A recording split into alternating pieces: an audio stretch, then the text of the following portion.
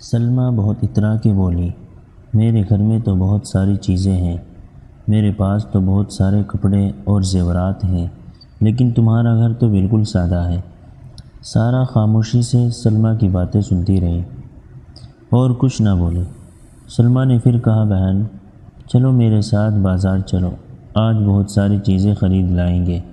لیکن سارہ نے کہا، نہیں بہن، میرے پاس اتنے فالتو پیسے نہیں ہیں کہ بلا وجہ خرچ کرتی پھروں۔ میں وہی چیزیں لیتی ہوں جن کی مجھے ضرورت ہوتی ہے۔ جس وقت سلمیٰ اور سارہ یہ باتیں کر رہی تھی تو اس وقت ایک پری اوپر سے گزر رہی تھی۔ وہ ان کی باتیں سننے لگی۔ پری کو بھی سلمیٰ کی باتیں بہت بری لگیں۔ پری نے سوچا کہ سلمیٰ کو فضول خرچی کی سزا تو ملنی چاہیے۔ پری نے اپنی جادو کی چھڑی گھمائی اور کہ سلمیٰ کے پرس میں گھس گئی۔ اب سلمیٰ جو بھی پیسے پرس میں ڈالتی وہ غائب ہو جاتے۔ سلمیٰ پہلے تو یہی سمجھتی رہی کہ پیسے اس سے ہی خرچ ہو جاتے ہیں، مگر جب یہ عمل مستقل رہنے لگا تو وہ پریشان ہو گئی۔ ایک دن سلمیٰ سارہ کے پاس آئی اور اس کو ساری بات بتائی۔ سارہ نے کہا، بہن تم بھی تو بہت فضول خرچ ہو، بہن تم بھی تو بہت فضول خرچ کرتی ہو۔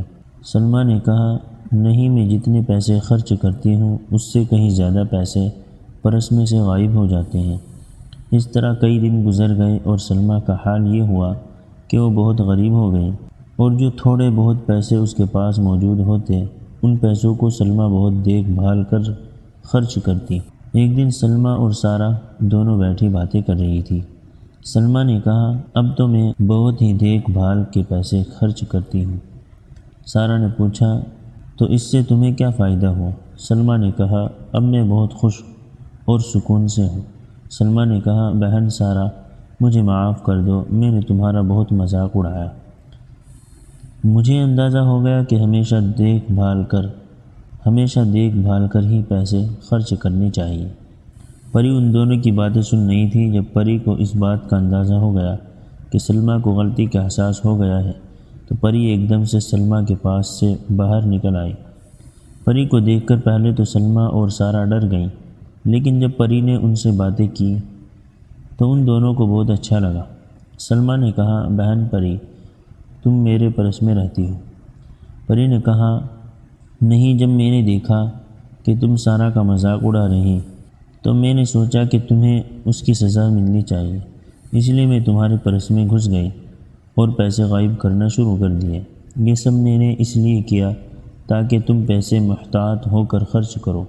سلمیٰ نے کہا کہ مجھے سمجھ آ گئی ہے کہ پیسے ہمیشہ دیکھ بھال کر خرچ کرنے چاہیے۔ پری نے کہا، شاباش، تم نے بہت اچھی بات کہی۔ پری نے سلمیٰ کے سارے پیسے واپس کر دیے۔ اس طرح سلمیٰ کو بھی اچھا سبق ملا۔ پیارے بچوں، ہمیں چاہیے کہ ہم بہت احتیاط سے پیسے خرچ کریں اور ایسی چیزیں نہ خریدیں جن کی ضرورت نہ ہو۔